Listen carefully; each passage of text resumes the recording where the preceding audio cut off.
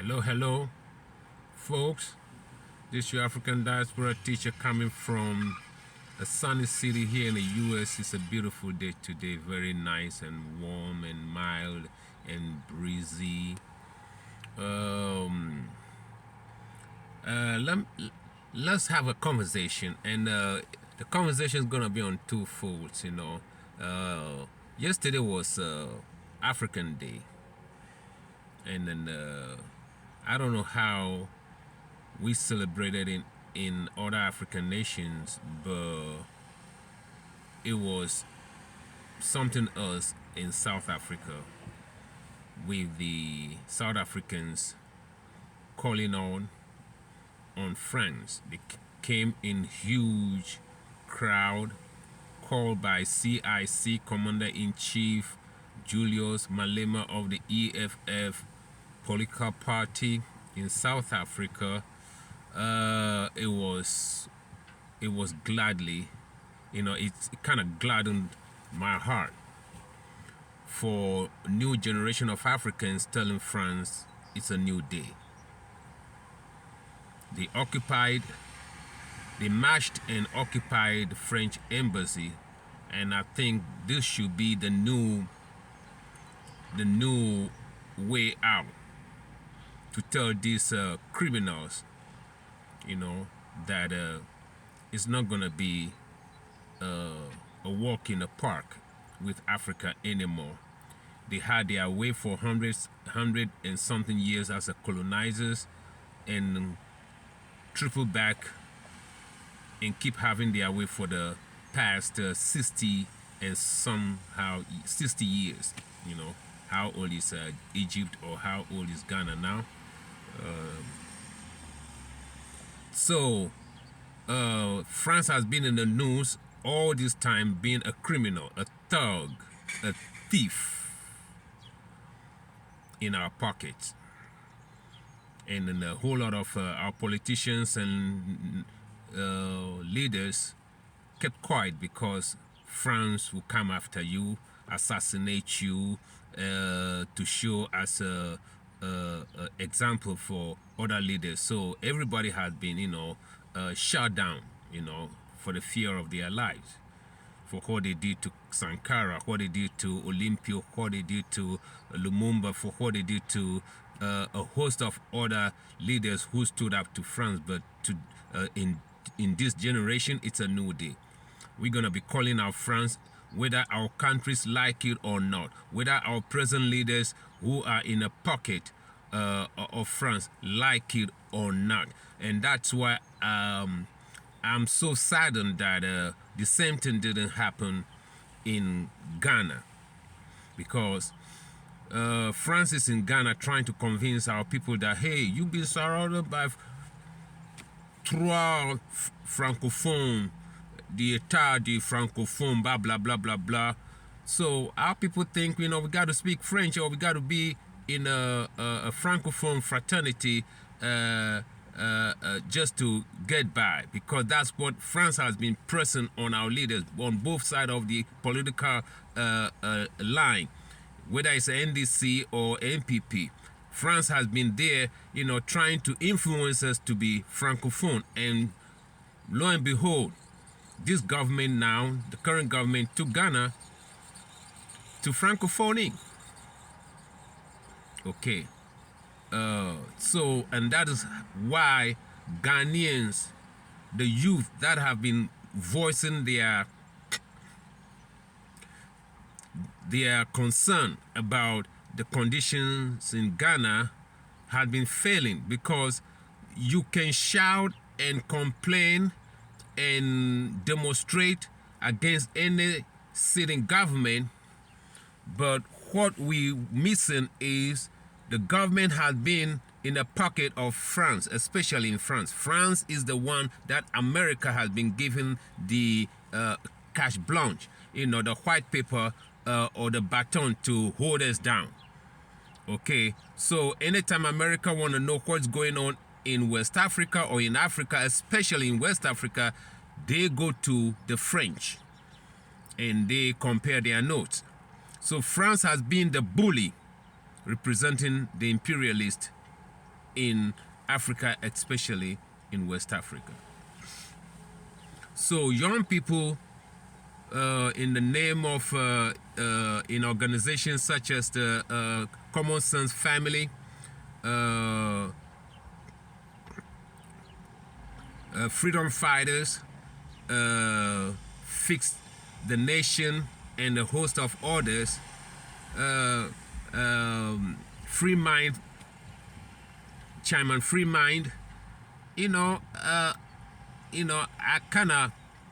love the way they've been on the scene, pointing out all the wrong things that are going on and trying to find a way out of the confusion. But it seems like they've been failing. All of them will fail because the root cause of what is going on in Ghana is not about which political party is ruling Ghana, because the agenda that has been set down to rule Ghana is not coming from the political book or the Green Book of NDC or any political agenda of the NPP. These people will come and say this is what they're going to do to Ghana, but when the phone calls are coming from the French embassy and other embassies that have been surrounded us, there's nothing they can do. If the youth, if Okatechie and Captain Smart and all the Free Mind family, Fix the Country organization or movement, and freedom fighters don't understand where to take their fight to, all they're gonna do is to fail. Your fight is not about who is ruling Ghana. Your fight is to target these embassies, target these nations that have, pitched tent in our country as our occupiers in the name of embassy. In one of my videos, I call about the abolition of every embassy in Africa. We don't need them. Today we could have a visa online. So what do we need them for? There's nothing in their win-win narratives or theories they've been telling us. There's nothing win-win engaging Total in Africa. There's nothing win-win engaging Shell of the Dutch in Africa, Total of France in Africa. There's nothing win-win in any company coming out from these countries. Nothing win-win. Not even in China. So Malema called for the occupying this embassy, especially France. And I want our Ghanaian counterparts, our Ghanaian friends, in the movement, the youth, to understand this and study this, critically. Why France? You see, you cannot talk about the mismanaging of the economy in Ghana without factoring France into it, especially because we are those of us who speak non-French language, like the language that I'm speaking, unfortunately, we minority. France got almost 9 nations in West Africa out of the 16 or 14. It's only 5 nations that speak language that is not French. I hate to say we speak English. I hate to say we speak English. I hate to even categorize us as 5 English-speaking countries in West Africa. I hate to say that. So that's why I'm struggling, to say it. Okay, so if Captain Smart, Okatechie, Avram Ben Moshe, Free Mind Family Chairman, and all the rest, Olivia, if all of you and a host of other people that I forgot their names, forgive me, do not understand why what happened in South Africa yesterday on African Day by EFF and the host of South Africans coming out in their thousands to protest France and call out France and force them to come out and sign a memorandum, then we're going to be missing the target. The people who are behind any president that sits on a seat, on a throne in Ghana is the one that we need to target. We need to call them out, because when they become so notorious, the same people will say, let's change them out, and they change it. And you don't know why they have to change it. The same people sometimes will pull them out, start calling them out when they misbehave, or open fire on, use their thugs to open fire on innocent people. The same people who are pushing them, who give them the fire to do what they are doing on their own people, the same people will be playing judge and a prosecutor. So we need to know them like Malema knew them. You see, like Malema called them out yesterday, say, hey, France, you have killed so much people in Africa. Come out. What are you afraid of? You see, you got to speak the language. This ball about France, this toggery about France has been called out by a woman. Not even a man. It started by a woman. The former African Union ambassador to the U.S. A woman was the one who blew the whistle on France, because the woman got more testicles than the men. No African leader explained anything to us about France.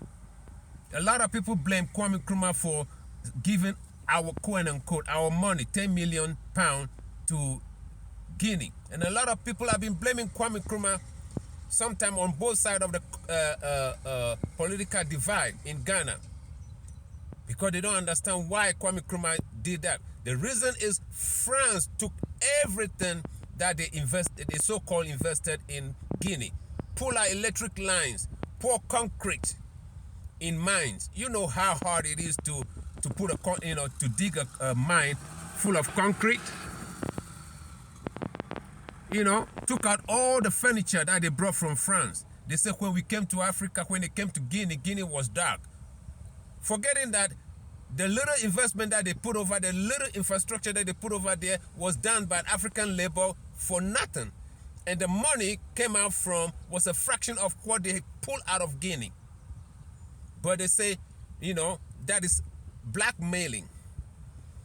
Disgracing us that they came to Africa, we were savages. So if we don't allow them to stay and civilize us, then they're gonna leave us as savages. That is blackmailing. We've been civilized long before these motherfuckers came out from the caves. Before they could even wear shoes, we showed them how to wear shoes.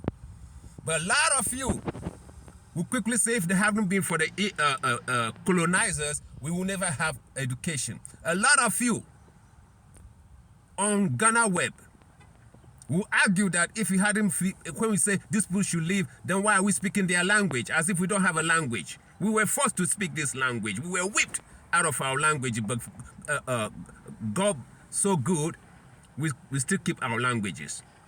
Some of us who are sane up here, we are very sane over here, who are conscious over here, still can speak our languages. A lot of people will point out, if it hadn't been for the colonizer, we wouldn't even wear clothes. As if the colonizer is the one who brought cotton to Africa. Cotton can grow in a temperate climate. Cotton cannot grow in Europe. So if we have cotton, guess who has been, you know, making clothes for us? We know how to weave. But a lot of you who went to some form of white people college will argue that if it hadn't been for them, there won't be no education for us. What is education? It's miseducating Africans is what you guys are calling education. And what have you done with your education? 60 years on. You see, so let me tell my friends, the youth and the youth leaders, what we've been doing wrong in Ghana. What you've been doing wrong in Ghana. We need a united front to fight for economic freedom. Let me tell you what you've been doing wrong in Ghana. In Ghana, these are some of your failures and the way you don't understand how to work together. It has been the downfall of Ghana.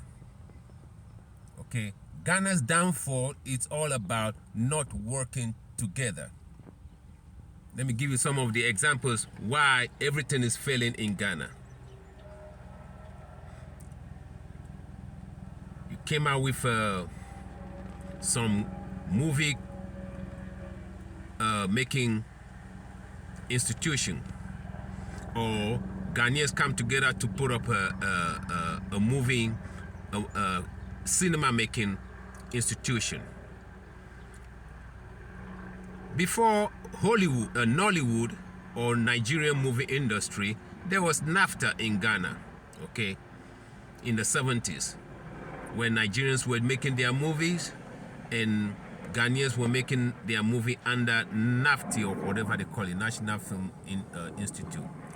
I think it's part of a Ministry of Information or Ministry of whatever it is. I think under Ministry of Information, with their offices close to, or studio close to, GBC. Then came Nollywood. When Nollywood came, you know, it was doing very well. Then Ghanaians want to go with Gollywood. Okay, instead of joining forces with Nollywood Nigerians, the Nigerians movie is already in Ghana, making waves. Then we see the need to compete with Nigeria, so we come with Gollywood. You see, Hollywood or Bollywood is a combination of nations. Even though it's Bollywood is in India, a lot of Arab movies are made under Bollywood. Even though Hollywood is in California, in the US, a lot of European movies were made under the watchful eye of Hollywood and get distributed by Hollywood. Long before, there was the British movie industry, the European movie industry. They were not going anywhere. The British movie industry ain't going nowhere. They came out with the Bond 007, 007 series. Started in England. Okay, but as Hollywood became bigger and greater in clout, they absorbed the British movie industry. Maybe some television miniseries, television production will be done in England just for local consumption. But when it comes to, you know, big screen, the silver screen, all the actresses and actors from England moved to California. Australians, the same. Europeans, the same. Even French, the same. So we in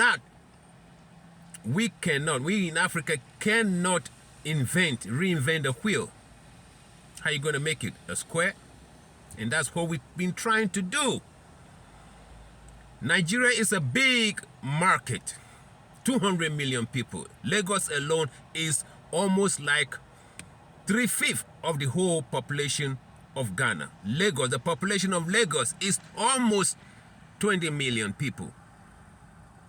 So it's almost 2/3 of what we have in Ghana. 2/3 of the whole population of Ghana is what is residing in Lagos State. A big market. We don't see it like that.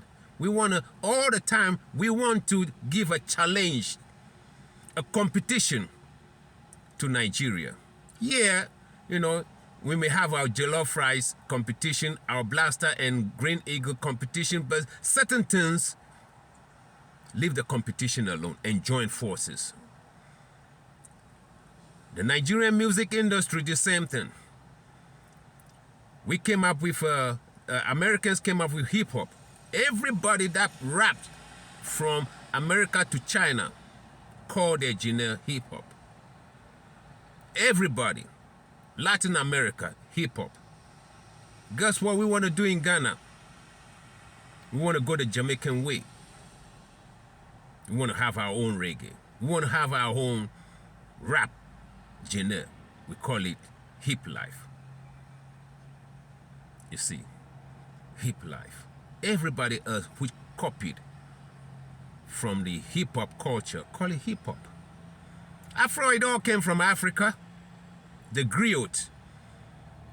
The Jamaicans who copied the griot and call and toast over reggae songs like I Roy and You Roy. They started hip hop. Okay. That is what hip hop came out, rapping came out from. And it was the same Caribbeans in the Bronx, together with their brothers from that country, came out with hip hop. So why should we, try to rap over a track and call it hip life? What is hip life today?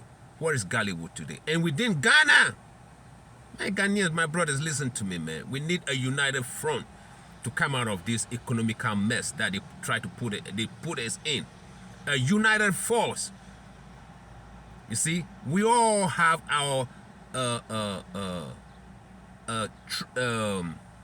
creativities, our strength in many creativities. Some people are good in this, some people are. So when we put it together, we'll be a force nobody can mess with. Look at this jacket. Over 10 people today told me how beautiful it is. You see? Over 10 people told me how beautiful. I don't miss a word. I say it's from Africa. The African fashion industry is popping. I didn't say it's from Togo. It's from Togo. I didn't say that. I said the African fashion, the youth in Africa are very creative. Now they are the one pulling all this thing together. I didn't say it's from Ghana. Okay. So we all have a very different way of, a level of creativity. Okay, we had to put it together. So within Ghana, you have your Gollywood, and guess what?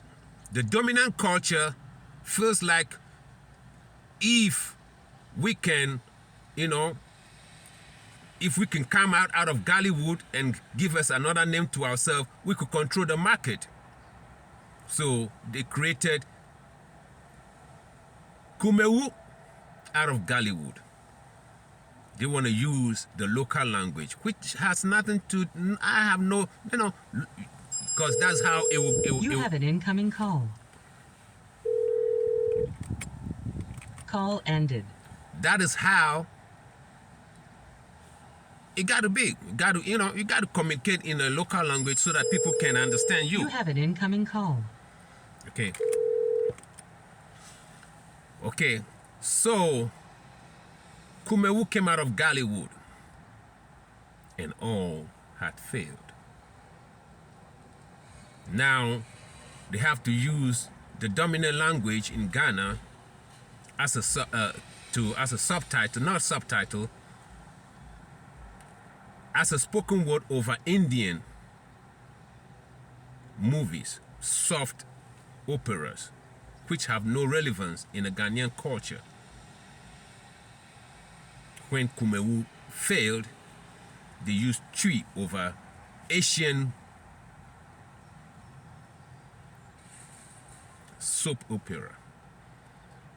Culturally has nothing to do with Ghanaian culture. Just to have some leverage. Kumewu failed. Gollywood failed. Nollywood is just popping. Okay, culturally between Ghana and Nigeria, it's the same culture. The cultures are the same. Instead of joining forces with Nollywood to create the biggest movie industry, no, we see a competition. We want to have our own music. We want to be known. You know, Jamaica is a different thing to come out with reggae and conquer the world. But not every country will have it that way. Join forces. Let's join forces. Let's learn how to join forces with other people who are already there in the African continent. Even within Ghana, let's join forces, because all the ethnic groups have their strengths and weaknesses. Some are good in building, some are good in trading. So when you put the two together, you can build a beautiful country. Some people are not just good in building. They have the money, but they can't build. Building is something that people have been, passing on. Trading is something that people have been passing on. So in Africa, we don't have school. You trade as a blacksmith, your father, your grandfather. That's the school we had before this new school came.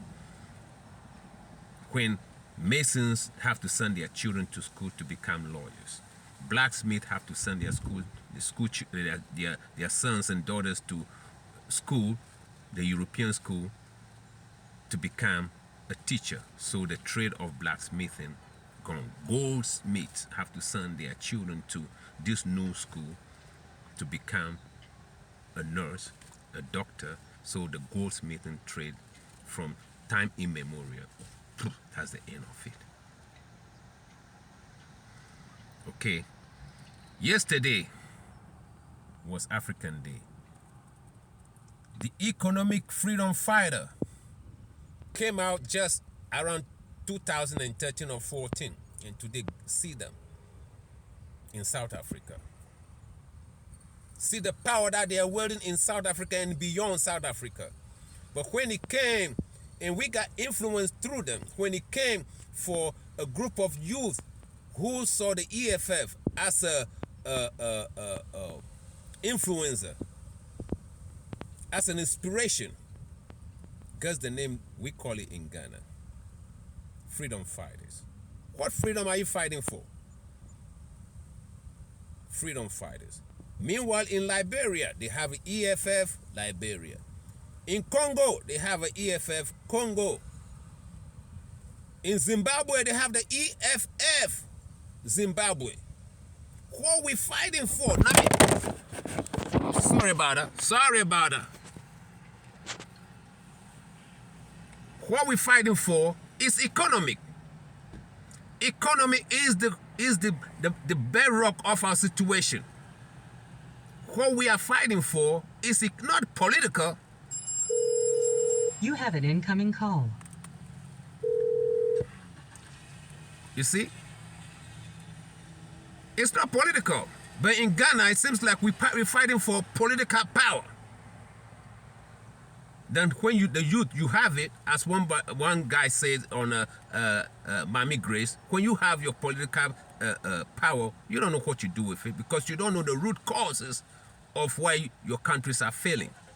Some try by pointing out how much percentage we've been getting. You have an incoming call. We've been getting for our resources 3%, 5%, which makes us look like fools. Okay, because the Gambian leader, the one that they threw away, said it. So anytime they came to his country and offering 5%, he'd throw them out, but other countries would take them on. Yeah, he said it. And that's the reason why they took him down, because he refused to take 5% for his minerals. And he said, if that is the case, let it rot. And it will not rot. So some people, the youth leaders, have been pointing those things out, which is good. But the forces behind those 3%, 5%, those are the forces we have to tackle, like Magufuli did in 5 years. And go and see, Magufuli added 3 biggest Boeing 737, the biggest, what they call dream whatever, Dreamline. Ghana could not set up airline. Every year we've been talking about, every regime we've been talking about it since Mahama time. We've been talking about how to, revamp the Ghana Airways. But Magufuli came and revamped Air Tanzania and added three Dreamliners. At the time, only Ethiopia Air had it in Africa. Because he took down the mining giants and entered their pocket and asked them to pay all the taxes they've been invading and all the wrong things they've been doing and all the undercounting they've been counting since 1960. He gave them billions of dollars. They thought he was lying. They thought he was kidding. They thought he was out of his mind. Then the same company started, reluctantly coming to the negotiating table. Okay? And then, the rest is history. So, we need to, join forces. Why you have to form something after the EFF and call it freedom fighter? What freedom are you fighting? The money first. You see? So we need to link with EFF. That is my beef with freedom fighters. Freedom fighters for what? So you leaders of freedom fighters, rebrand yourself as quickly as you can. Go back to the registration Registrar General and change your name to Economic Freedom Fighters of Ghana. You adopted the red beret. You adopted the red t-shirt. What is stopping you? Why you can't see yourself being part of a bigger umbrella? You like being Kumewu. You like being Gallywood. You refuse to join forces with Nollywood. Soon there's going to be Accra Wood. Soon there's going to be Volta Region Wood, Efe Wood, Dagomba Wood. You see, that is your problem in Ghana. Join forces. Learn how to join forces with a bigger and create a bigger platform. You have it in. You see, everybody has a place to play, has has something to contribute. Kwame Nkrumah wouldn't have had his independence declared if it hadn't been for Badema. When he was locked down in Usher Fort or whatever fort, dungeon somewhere by these wicked British people, the game for the British is to, eliminate him from the scene. And they did. Took him away. Back in the days, they would have taken him to Shears Island, as they did other kings and queens throughout Africa. It wasn't only Ajiman Prempe was taken to the Shield. They took a lot of kings from Africa to Seychelles. If the British were there robbing you and killing you. They did it to a whole lot of kings. Even one of the Zulu kings went there. Seychelles Island, off the coast of East Africa in the Indian Ocean. So-called Indian Ocean. Supposed to be called the Ethiopia. It used to be called Ethiopian Ocean. Okay, and we need to change that back when we have control of our curriculum. Okay. So Kwame Nkrumah was hostile away. It was Badema. Koblak Badema was the one who kept the CPP fire branding because, in Accra, go and ask the Accra people, that's what they call Afrogbede, the gang, our people in Accra. Afrogbede. It was Badema. Okay. But when a new breed of politicians want power and try to redress and to rewrite the history of Ghana and try to, imprint in our mind who are the real people who got independence, Koblak Bedeman's name was not, mentioned. Koblak Bedeman's name was not mentioned. Okay, you cannot create a country like that. You can't build a country like that. You need to join forces with bigger platforms. So now the CIC Commander-in-Chief Julius Malema of EFF is calling us to start occupying, demonstrating against France. You have it in. Okay. Demonstrating against France. We need to do that. This phone have to go off. Man. Some motherfuckers are calling me. I don't know who they are. That phone is off now. This is serious business. Okay. So, my thing is, let's know who are the architects of our poverty. Not the sitting president, not Buhari. No, not Biya. Poor Biya. The man can't even lift his arms up. A French woman has been, quickly, stuck into his arm, his weak arm. Man don't even have a leg to stand on, but a French woman. So the French woman is the one sending every information to France and telling him what to do from France. Okay. So it's not Paul Biya. It's not Oman Bongo's Mohammed Bongo or whatever they call Ali Bongo. Man can't even walk. Poor him. I feel sorry for him, man.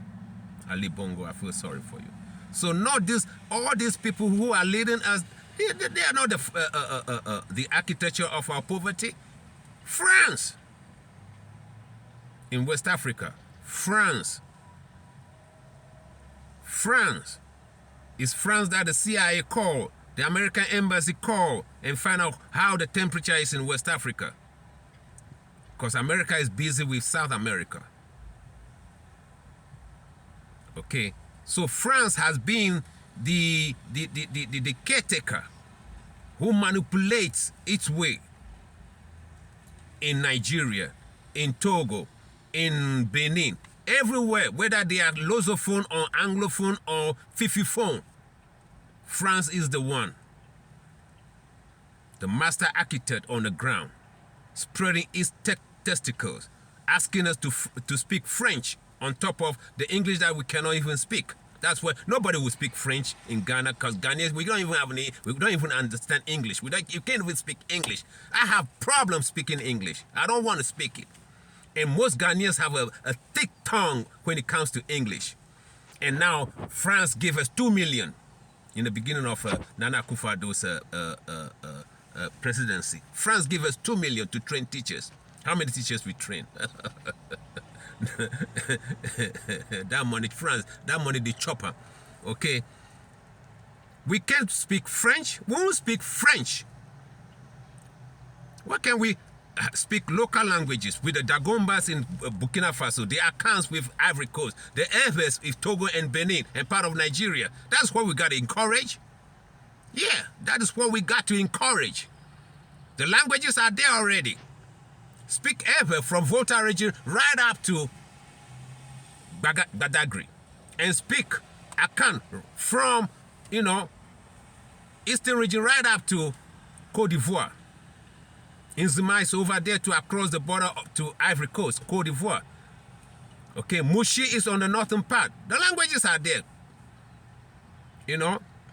Multi-border languages. The languages are there. And you cut a border across them. These languages are not going anywhere. They're not going to go anywhere.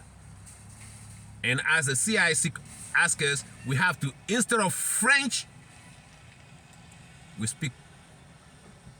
pick up Swahili. Pick up Swahili. Instead of French, in Ghana, instead of English in any French-speaking country as a part of a subject, a language subject, let's replace all these languages with Swahili. If you want to take English when you are in Lome or Togo or Benin, go to a private school and take English. If you want to take French in Ghana and Nigeria, go to a private school, a private tutor to teach you French. But government curriculum have to take on Swahili and our local languages, okay? And we'll be all right. Every community in Ghana should start printing science books in their local languages. If Jehovah's Witness can do that in our local languages, do you know how many local languages Jehovah's Witness, that Tower magazine, Watchtower, is printed in over 200 languages across the world? If Jehovah's Witness can do that, if Jehovah's Witness can print their Watchtower in over 500 languages across the globe, then we need to, in Ghana, find the same blockhouse, testicle, to print math and science subjects in all our languages. Every local school that you are, in Volta region, in Eastern region, in Nzima region, in whatever region you are, in the Northern region, in a Greater Accra region, as long as there's a local language over there, let there be a math and science and literature in those languages. Don't tell me we don't have the money. Where Watchtower magazine, where the Jehovah's Witness people found money to print their Watchtower, every 2 weeks they're printing one in all kind of languages, including even Papua New Guinea languages. Papua New Guinea. These motherfuckers find a way to even print Watchtower in Papua New Guinea local language. And you want to tell me we don't have money to do that in Volta region, Greater Accra region, Eastern region, Northern region, Upper East region? No. That's the only way we can unleash our new technology. The math is already in us. The science is already in us. The biology, the medicine is already in us. Let's unleash them. Let's print them in our local languages. And that's the only way the new kids on the block will learn faster than anybody in the world. The African child is a brilliant child. Don't minimize us. Join forces with EFF, freedom fighters. Join forces and change your name. And take a cue when that is the only way. See the trick. If you change your name to EFF, Ghana, and you are doing the right thing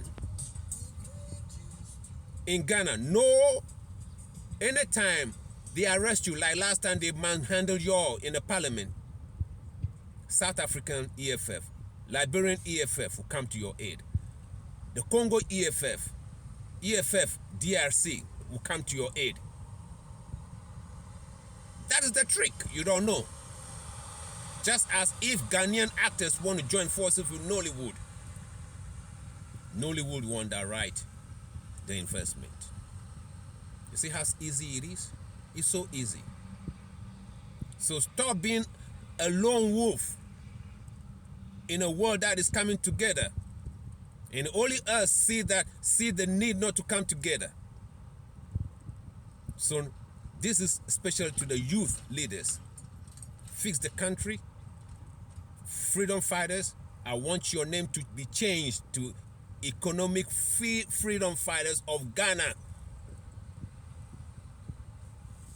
And all Ghanaians take a membership in the EFF, both local and the one in South Africa, or even the one in Liberia. See yourself as one.